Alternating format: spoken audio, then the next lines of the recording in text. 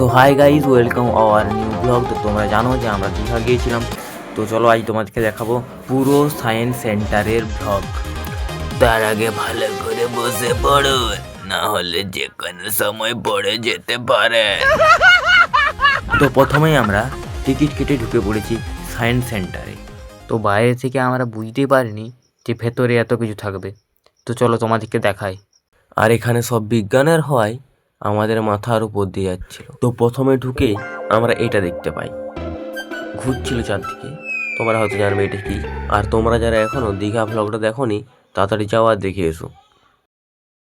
আর এটা ছিল এমন একটা মিশন যেটা ছিল হাতিকে আন্ডার প্যান্ট পরানোর মতো, মানে পুরোটা হয়ে গেলেও সেই শেষটা একটু বাকি রয়ে যায়। তাই এটাকে আমরা ফালতু জিনিস বলে ওখান থেকে বেরিয়ে যাই, কারণ পেছনে লাইন পড়ে গেছিল পরানোর জন্য। তো তারপর আমরা চলে আসি এখানে। তো তারপর এখানে টেস্ট করা হচ্ছিল কার কত প্রেসার, মানে কার কত গায়ের জোর। আর এখানে কারেন্ট উৎপন্ন হচ্ছিল বলে এখান থেকে আমরা পালিয়ে যাই। তারপর চলে আসি এখানে। আর এখানটা আমার খুবই ভালো লেগেছিল, কারণ এখানে বল রাখলেই উড়ে যাচ্ছে। এটা দিয়ে আমরা বাতাস খাবো ভেবেছিলাম, কিন্তু ঠান্ডা লেগে যাওয়ার ভয়ে খাইনি।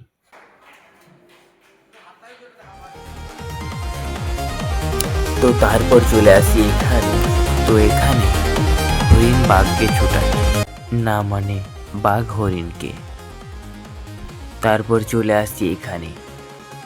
তারপর এটাকে দেখতে পাই। তো তোমরা কমেন্টে জানাবে এটা কি। তারপরেই আমরা দেখতে পেয়ে যাই হারিকেন। তারপর দেখতে পাই এটা, যেটার একদিকটা লাল আর একদিকটা নীল। তারপর ছিল এটা আর একটা জিনিস, হাত তার দিলে লাইট জ্বলছিল, মানে যার যত হাতের জোর সে তত বেশি লাইট জ্বালাবে। তারপর দেখতে পাই এই বলগুলোকে, এবং এখানে অনেক রকম ভালো ভালো জিনিস দেখাচ্ছিল। এটাকে আবার ভেতর দিয়ে দেখলে দেখাবে, বাইরে থেকে দেখলে দেখাবে না। আর এটা দেখে আমার একটা কথা মনে পড়ে গেছিল ছোটোবেলায় জ্যামিতি বক্সে এই গেমটা ছিল। তারপর এখানে চলে আসি ফুটবল খেলতে। তারপর ভাবলাম একটু চ্যাপ্টা হয়ে দেখা যায়, একটু লম্বা হয়ে। এখানে আবার মাথায় দেখাচ্ছিল না।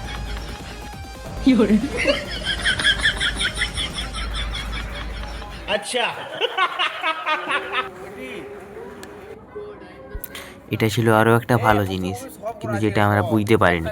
তো তোমরা জানলে কমেন্টে অবশ্যই জানাবে। এটা ছিল আর একটা জিনিস যেটা দেখতে খুবই ভালো লাগছিল।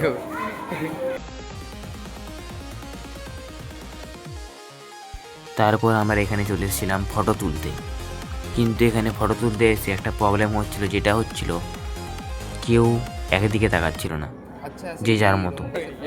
গোটা সায়েন্সের এটার একটা সেরা জিনিস ছিল, সেটা ছিল এই জায়গাটা পুরো মনের মতো। তো চলো তোমাদেরকে দেখাই আমরা এখানে কতক্ষণ ধরে রয়েছি।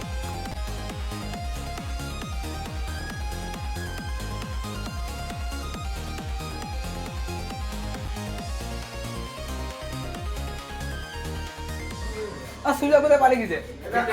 এদিকে এদিকে এদিকে এদিকে এদিকে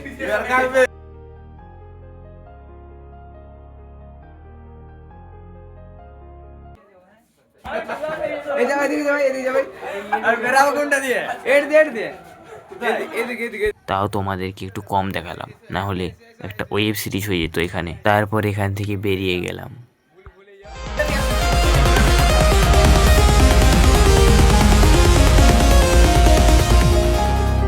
তো আজ পর্যন্ত শুনে এসেছি একাই 100।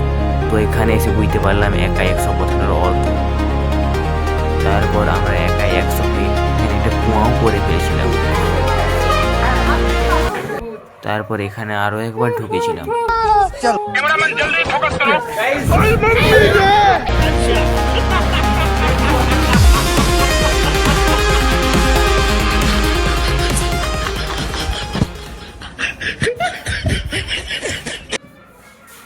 তারপর এখানে আর একটা ফটো তুলে নিলাম। এটা কি তোমরা একটু কমেন্টে জানিয়ে দেবে আমাদেরকে।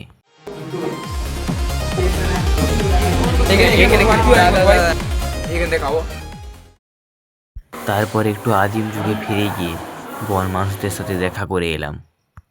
তারপর একটু মাছেদের সাথেও বলে নিলাম, যাতে ওদের রাগ না হয়ে যায়।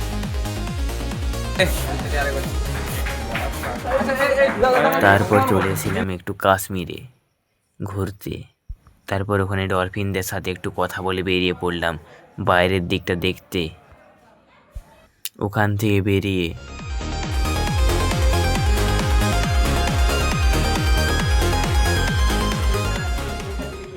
তারপরে এই মাছটা খেয়ে একটু শক্তি বাড়িয়ে নিলাম, যাতে আরও একবার ঢুকতে পারা যায়।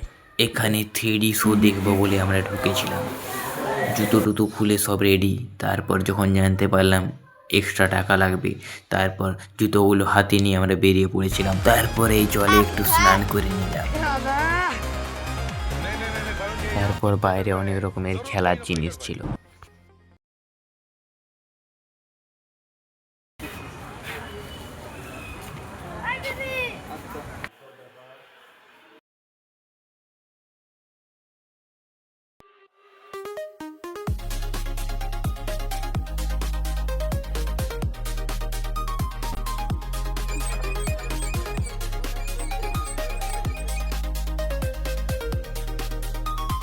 ওখানে জিম টিম করে বডি টডি বানিয়ে ভাবলাম একটু ডাইনোসরের সাথে ঝগড়া করব, তাই একটু দৌড়ানো প্র্যাকটিস করে নিচ্ছিলাম। তারপর ছুটো প্র্যাকটিস হতে আমরা ছুটি ছুটি এখানে চলে আসি। ডাইনোসরদের ভয় দেখিয়ে 3-4 ঘন্টা পর ওখান থেকে আমরা বেরিয়ে যাই বাড়ি যাওয়ার জন্য। তো তোমরা যারা দীঘা ব্লগটা দেখেছিলে তারা তো জানোই যে আমাদের আসার সময় কি অবস্থা হয়েছিল। কি হবে?